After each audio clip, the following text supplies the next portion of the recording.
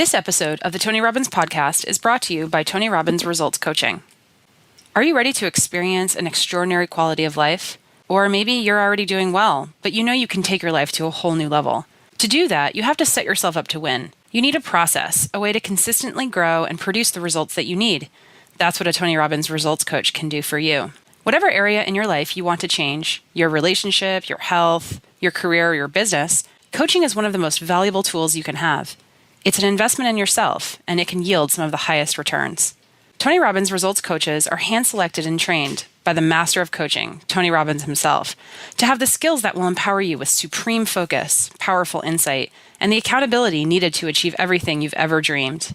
To help you get started, Tony is offering podcast listeners a free results coaching strategy session with one of his top coaches. It's a $200 value, and you're getting it for free. Visit TonyRobbins.com/results. Schedule that free session today.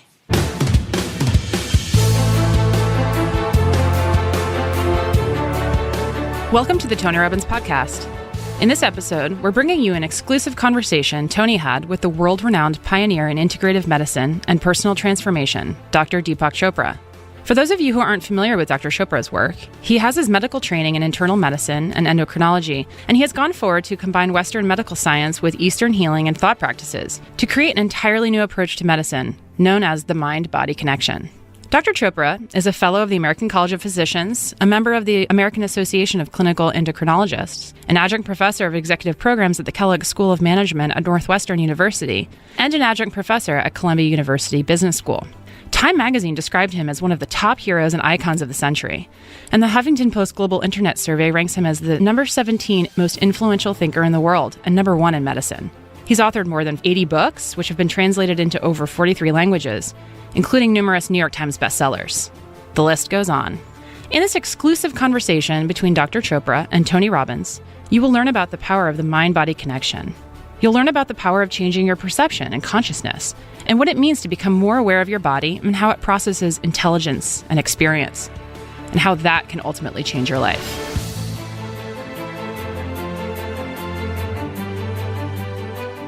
I am extremely excited to be sitting across the desk here from a gentleman who I've respected for many years. His name is Dr. Deepak Chopra.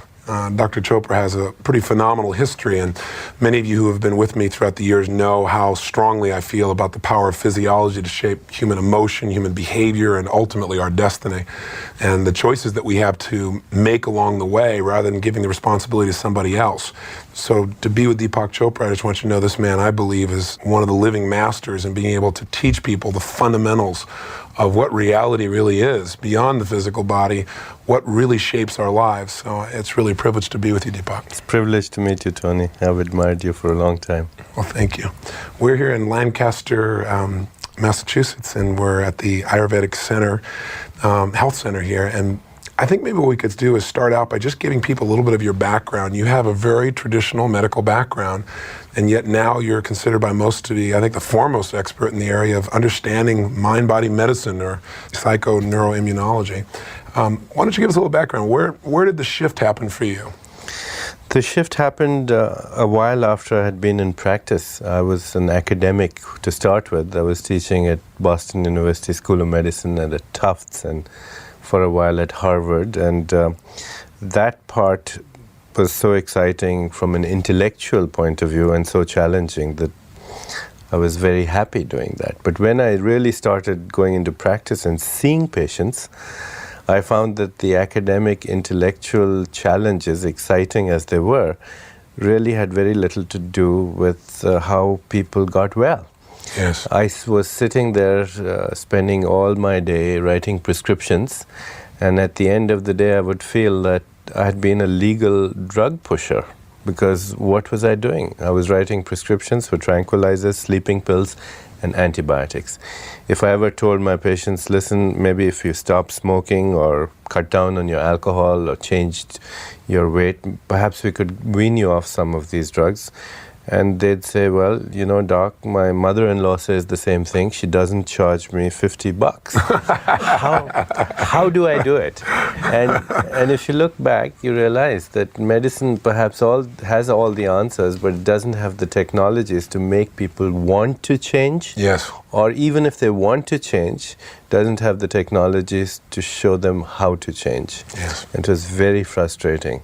So it was my unhappiness that led me out from what I was doing. Pain drove you to something. Yes, pain.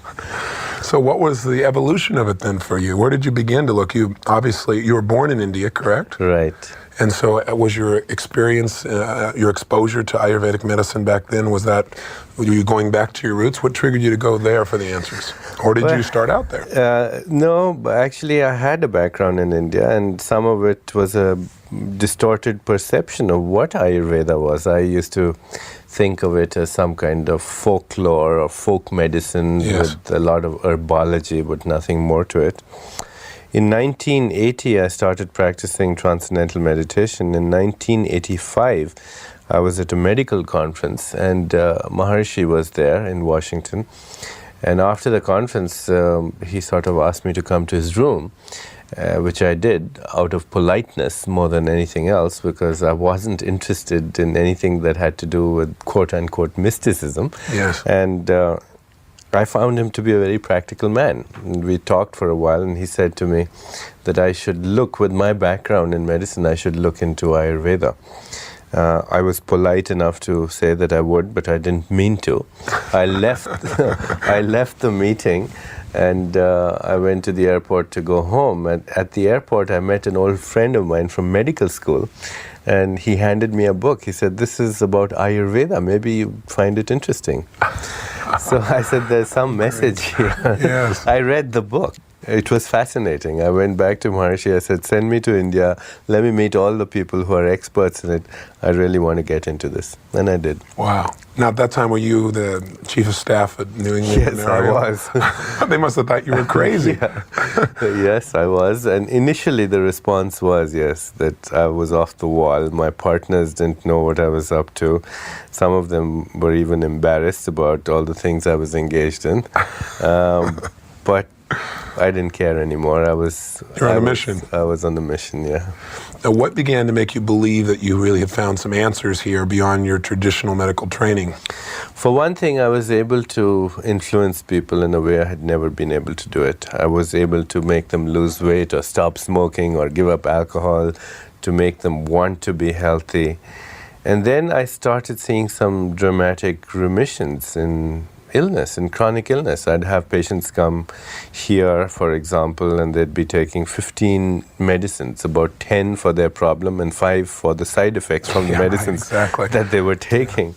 And within a week or two, we'd have them off everything, and they didn't have this problem anymore. They'd have bronchial asthma for 15 years, and now they don't have it anymore. Or they've been taking drugs for arthritis for 10, 15 years. And it's not there anymore. And then when we started seeing occasionally a dramatic remission and somebody would say cancer, you start thinking, what's really happening here? Are we really, we've missed out on perhaps a few billion years of learning experience, because the human body, as it turns out, is an exquisite pharmacy. It makes every drug that Hoffmann-La Roche makes and more. Better quality. Better quality, the right dose, the right target organ, no side effects. Cheaper. You have access to it, and all the instructions are there in the packaging. Yes. So I said, and it's evolved over billions of years of evolutionary time. All the mistakes, you can make the precise antibody for pneumococcus because some ancestor a few 100,000 years ago perfected that technique, and you have it inside your body. In your DNA. In your DNA. So why not use this huge library of information? So what prevents us from doing that? Interference. Social hypnosis? Yeah, it's the hypnosis of social conditioning. It's violation of basic, simple laws of nature that make our body function. There are simple processes going on in our body all the time. The simple processes are eating, breathing, digestion, metabolism, elimination, and something that controls all of these, and that's consciousness. Thought, at a very fundamental level, non-verbal, not linguistically structured and verbally elite and speaking in the English language with an Indian accent, but communication, at a cellular level. Network of communication, a network of intelligence, communication, and information, which is controlling all these processes. You get in touch with these processes and you eliminate 95% of all disease. You can even reverse most of disease if you get in touch with these basic life processes. That leaves about 5-6% of disease, which is genetic. But even genetic disease is the stress of our ancestors. If we pay attention to what we're doing in our generation, we'll be doing the next generation a lot of good. Makes sense. You and I both know from our mutual studies and individual studies that the power of belief to change biochemistry, to change instantaneously the way the body responds to anything. It's that sense of certainty. And some people are trying to pursue it through affirmations and pumping themselves up, but rarely does that really give you the sense of certainty. Whatever we're certain about really in our heart of hearts seems to show up in our body. And I think I read once you said that the body is a printout of our consistent thoughts or our consciousness. Tell me, what is the biggest misconception that we have about the human body? What is the metaphor that we're using that's keeping us locked in where we're always at the effect of rather than understanding we're truly the cause of our experience?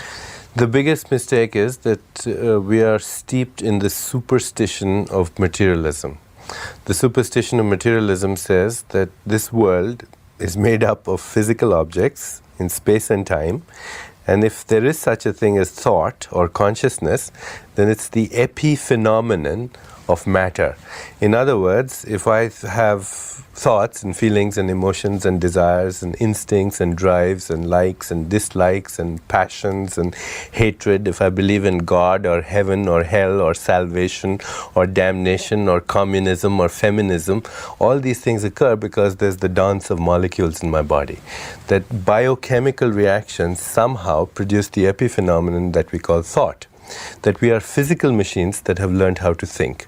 Well, in fact, it's probably the other way around. Not probably, surely the other way around. We are thoughts that have learned how to create the physical machine. We are impulses of intelligence in a larger universe of intelligence. This is a thinking universe. We are impulses of intelligence in a larger void of intelligence that have learned how to create physical matter. We create the mind. We are not the mind. We create the mind. We create the body.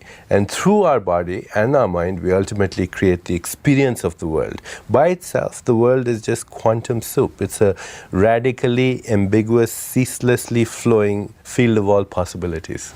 And out of that field of all possibilities, we can create anything we want. We're like King Midas.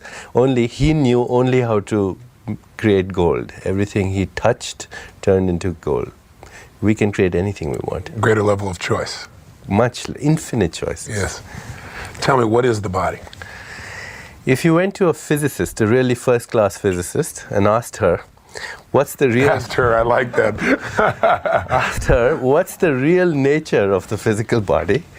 She might say, if you could look at it, not through the artifact of sensory experience, then you'd see, which is, the superstition that what I can see and touch and taste and smell is the way things only are. That's wrong. After all, my senses tell me that the earth is flat, and nobody believes that anymore. The senses tell us that the ground we're standing on is stationary, and we know it's spinning at dizzying speeds. Or the light we see in the sky at night is still there when it may be gone millions of years ago. Exactly. Yes. So forget the superstition of materialism and begin to see things as they really are. Well, the physicist would tell you that the body is a dynamic field of energy, information, and intelligence that's constantly renewing itself in every second of its existence. That you, in fact, make a new body once a year. that even this moment you have 1 million atoms in your body that were once in the body of Christ or Buddha or Genghis Khan or Leonardo da Vinci or Saddam Hussein for that matter. That your physical body is a river of intelligence and information. 98% of all the atoms come and go in less than 1 year. You make a new skin once a month, a new skeleton every 3 months, a new stomach lining every 5 days. Even the brain cells that you think with as carbon, hydrogen, nitrogen, and oxygen, they weren't there 1 year ago. And the DNA, the genetic material, which holds millions of years of information, the actual raw material, the carbon and hydrogen and oxygen, comes and goes like migratory birds every 6 weeks. So let me ask you a question. Somebody has cancer, and the first thing that the average person does, obviously, is immediately respond with horror, with fear. They immediately are told by their doctor they have so much time to live, or they have so much percentage of chance of living. They now think to themselves, I have this thing in my body I've got to get rid of. What you're saying is that thing in their body they call tumor is not going to be the same tumor a year from now. Is that true? It's true. If I look at an X-ray and see a tumor and I compare it with the tumor from 6 months ago, am I really looking at the same tumor? The answer is, on the material level, no. Every single atom of carbon, of hydrogen, of oxygen, of nitrogen that makes up this tumor is not the same, is different from the tumor 6 months ago because of the rapid changeover. Right. However, because the underlying quantum mechanical framework is the same, in other words, the cellular memory is the same, or the underlying physiological processes at a non-material level are the same, it keeps coming back the same way. It's like if I had the ability to change every brick in this building once a year, but I'm stuck with the notion this is the only way to do it, I'd get the same looking building every time. If I want to get rid of this tumor, I have to exorcise the ghost of this tumor. And by the ghost of this tumor, I mean the impulses of information, energy, transformation, memory, conditioned response, all the things that structure the non-physical aspects of the tumor that result in this physical expression. It's estimated, for example, that we have 60,000 thoughts a day. That's not surprising. The disconcerting thing is that most people, 95% of the thoughts they have today are the ones they had yesterday. So we become bundles of conditioned reflexes and responses constantly being triggered by people and circumstance into very predictable biochemical outcomes, behavioral outcomes, and ultimately physical outcomes. So, the body turns over 6 billion cells a day. 1% of these are mutations. So everybody's body has cancer cells all the time. That's right. But we get rid of them every day. The problem is, though, if we keep putting the same cause in motion, the same thought cause, the same belief cause, the same expectation cause, then we're going to keep getting the same results because we're going to take the material and we're going to translate it accordingly. Is that what you're saying? Exactly. The recipe remains the same. You can take the same ingredients, have another recipe, and you'll have something else. Because we're funneling it in identical ways. Exactly. So until we change, it sounds complex, but what we're really saying is until we change our basic core fundamental beliefs, our sense of certainty about what is and what will be, then whatever we're certain about will be in our lives. As we think, so we'll experience. Exactly. In fact, Tony, what it is it's an interpretation of what's happening to you. If I go out on a joyride on Magic Mountain in Disney World, and my interpretation is at a deep level, somewhere, I believe, as you said, in the deepest part, this is fun.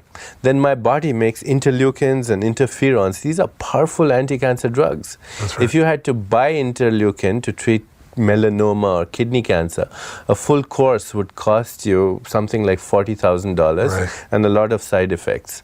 But you could take that joyride and make $1 million worth of interleukin-2 if at the core of your being you were having fun. On the other hand, if your interpretation was this is terror, then you'd make cortisol and adrenaline and all kinds of things which destroy the immune system.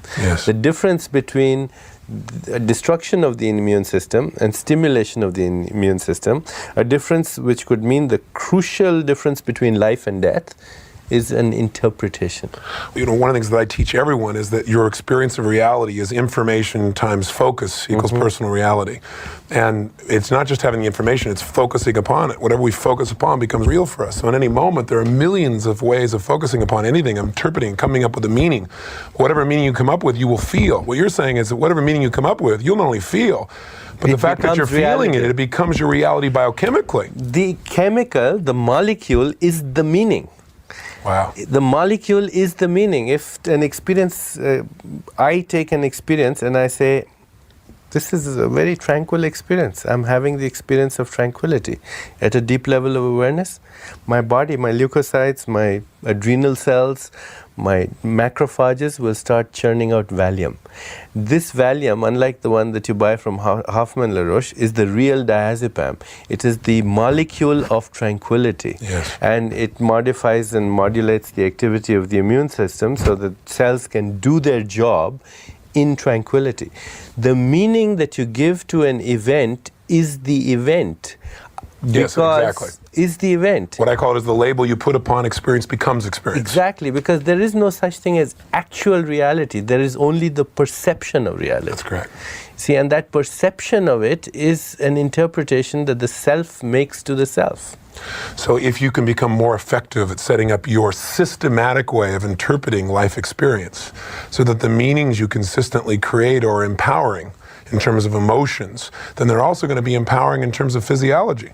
They structure, they become the physiology. Wow. See, the Vedic Rishi, from where this knowledge, my knowledge of Ayurveda comes, says, when I realize who I really am, I realize that I'm not in the body is in me. I'm not in the mind is in me. I create both the body and the mind through my self-interaction. Well, that's all there is. You're saying that we aren't thoughts, we're the maker of the thoughts. Yes, we are the thinker behind the thought, and that's in the gap between our thoughts. And in the gap between our thoughts is a little window, a little corridor, a little transformational vortex, you might say a little tunnel between which the individual mind and the cosmic mind communicate. The cosmic mind being a larger field of non-local field of information and energy. So if I say I'm going to take off my shoe, I could change that sentence to say I'm going to put on my shoe. Or I could say I'm going to make a phone call, or I'm going to have chicken soup. Between the going to and the next word, a little gap of silence where there are infinite choices.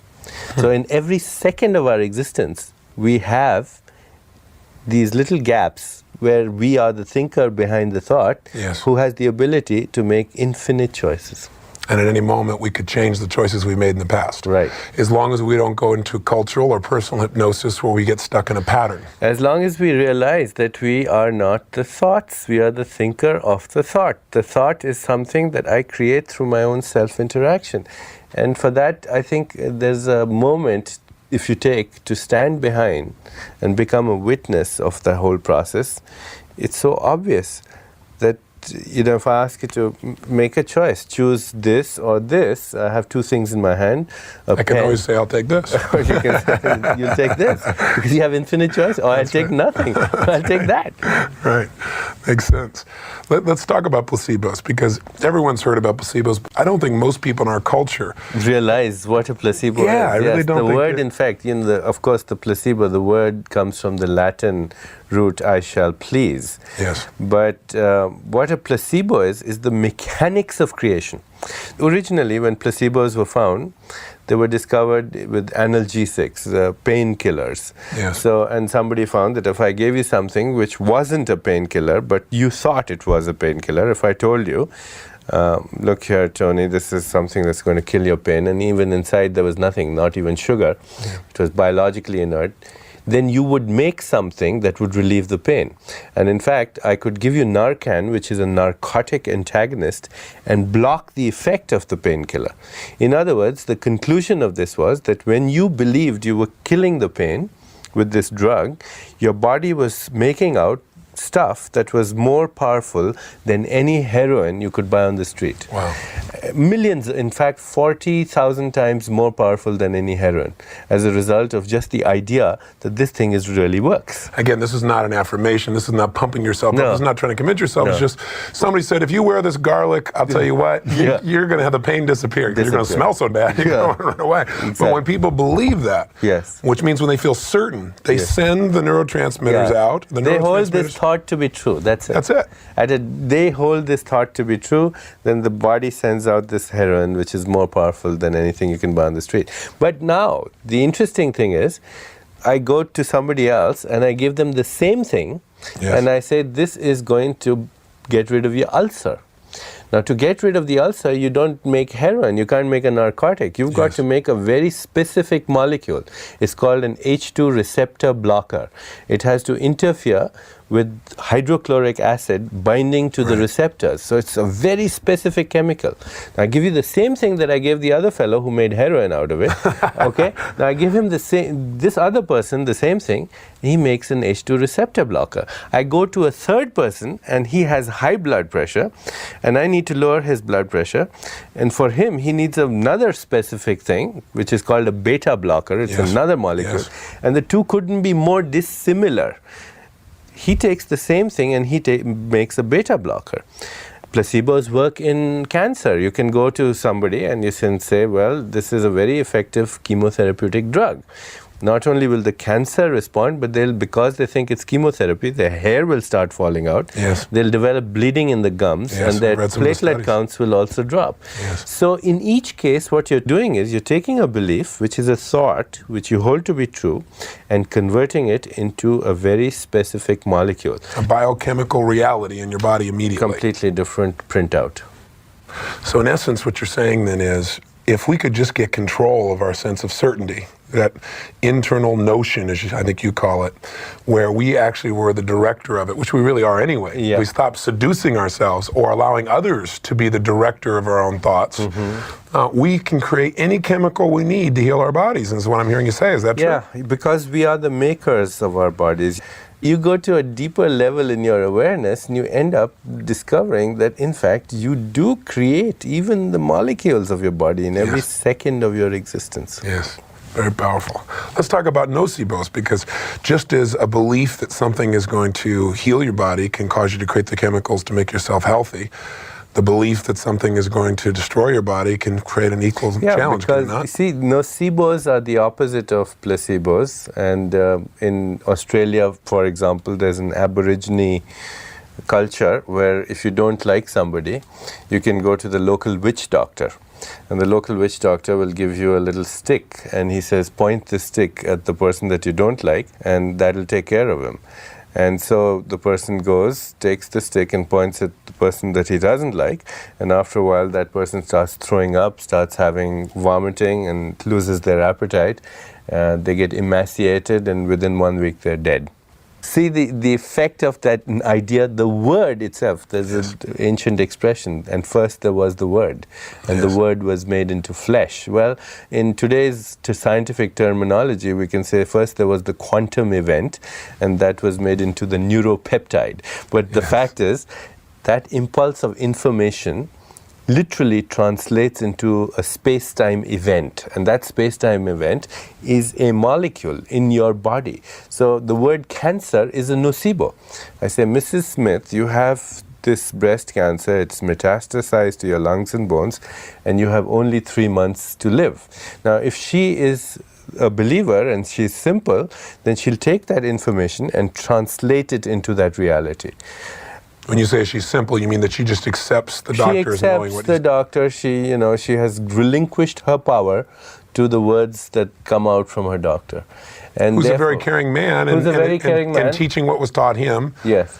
Right. But see, the statistics, what we call medical statistics, could be collective nocebos. Yes. They could be collective nocebos. I have read something in a certain manual, a scientific manual, and the scientific paper says, in this particular disease, lung cancer, the mortality is 90% in 6 months. Now, I have no way of knowing when a patient walks into my office in which category he falls. or she falls. She could easily be in the 10%. But because I have this statistic which I read, I reinforce it. 90% chances are that you won't recover. Now, the poor fellow has gotten the wrong information because he could easily be in the 10%. In fact, maybe if we all started not employing these statistics, maybe the percentage would change. They would change. Yes. Because what the statistics are, a collective nocebo response. Powerful. Now, I remember you quoted in one of your books a study where they took, I believe it was rats, and they used camphor. And right. Why don't you share that study? That was very fascinating. Well, they took rats and they gave them injections of a chemical called poly-IC, which is an immunostimulant. It stimulates the immune system. And then they had them smell camphor at the same time. Right. And after a while, the rats would just smell camphor and stimulate the immune system. So neurologically, they'd been paired, or those listening, this is simply an anchor, as we call it. An anchor, as you call it, and neuro-associative condition response. That's right. As you would call it. That's right. Now you take another group of rats and you give them something that destroys the immune system and have them smell camphor at the same time. After a while, they'll smell camphor and destroy the immune system. Now you have two groups of mice or rats. In one group, if you expose them to pneumococci, they get pneumonia and die of it in a few days. If you give them carcinogens, they get cancer and die of it in a few weeks. Nothing happens in the others. The crucial difference between survival and death in these mice is the interpretation of a memory that they have linked to a stimulus. And again, I think the reason I brought this example up is this is not a conscious memory, as most people think in terms of consciousness, in terms of linguistics or communication. This is a neuroassociation, as we would call it. Yes, but it's not only a it's a cellular association. Yes, I understand. Because the whole body is at the deepest level. At the deepest level. Yeah. Because when I first started doing my work, one of the things I started to experiment with was taking people who had allergies and saying, listen, we've done this anchoring where you change what your nervous system associates to something, or probably more accurately, what your cells associate to something. We've done that with emotions. You think of your boss, and we should have had to condition it now so that instead of feeling this pain and worry or upset or anger or resentment, or automatically now you feel good. You don't have to think about it, it's automatic. Let's try this with your allergy. And I'll never forget, think of a time when you really absolutely felt vital physically, where you could just storm through anything, where you felt like nothing could stop you. And I would create a series of anchors where I could just touch them, for example, and bam, just like the camphor, they felt immediately incredible. They were firing off biochemistry. I wasn't familiar with that level. I just knew what I could see physiologically in terms of their posture and their breathing. Then I'd say, okay, now we're going to bring this, element in. And we did a variety of things, cat hair and so forth. People had those types of responses. We would fire off the anchor, expose them, cat fire off. Pretty soon, cat hair made them feel great. They weren't sneezing. They didn't have the response. And when I first started telling people about it, they said, oh, this is anecdotal. But what I'm beginning to see now more and more, that this is, as you say, not just neurological, but at a deeper level. This is at a cellular level that we're conditioning ourselves in how to respond. Yeah, and the cells are nothing other than fields of information. And those fields of information are nothing but self-interpretations. That's all they are. In fact, I'm sure you know of this condition called multiple personality syndrome, where a person may be diabetic and go into a diabetic coma in one personality, and another personality, they don't have diabetes, where they have arthritis or something else. So their whole physiology changes. We take the same knowledge that you are talking of in terms of neuroassociative conditioning, and we use things like aromatherapy and condition, for example, a person to respond to the memory of a certain smell and teach them at the same time to slow their heart rate or get rid of the ulcer. Wow. So next time they have their ulcer pain, all they have to do is take a little bit of that smell, apply it over their upper lip, and the pain goes away. Or you have hypertension, you just do it and the blood pressure falls. Wow. So it's very effective. That's exciting. Well, as you know, I'm sure olfactory is the most profound in terms of altering state of all the five senses, and it's the deepest, I believe. Doesn't your nose develop before your brain develops as a fetus? In fact, the nose, the olfactory bulbs are the hypothalamus. They're extensions of the hypothalamus, which is also called the brain's brain. And it controls emotion, memory, autonomic function, which is all the things that are happening spontaneously in the body, or we think they are happening spontaneously. These things, along with memory, are very closely, intimately linked. And behavior, of course, is an outcome of all that. Of course. Well, I've been working at the grossest level called behavior. You've been working at the cellular level. I'm impressed. Well, it's the same thing, actually. Yes, well, they're completely tied. There's no doubt. Well, I remember reading, I thought a nice phrase, I may be paraphrasing it, but you said, nothing happens in the mind, nothing happens without it happening in the body, I believe is what you said, something to that level. And I think most people just don't realize that when they let themselves just go behaviorally, or let themselves just go emotionally, that they're really letting themselves go biochemically. Right. See, the thing is, we still have this idea that the mind and the body are two different things, but they're not. Yes. The body is a mind. In fact, the new terminology is body-mind. Right. And the body at a cellular level, go beyond the cells, you end up with molecules. Go a little beyond the molecules, you end up with atoms. You see, these atoms aren't material objects, they're particles. And the particles aren't material objects either. They're fluctuations of energy and information in a huge void of energy and information. So you get to so far beyond the facade of molecules, and you start ending up with a cloud of nothing. And you go beyond that cloud of nothing, and then you're left with absolutely nothing. But this absolutely nothing is the essential. That's what the something is. The essential raw material of the universe is non-material. The essential stuff of the universe is non-stuff, but it's not just non-stuff, it's thinking non-stuff. Because out of its own nature, it creates everything.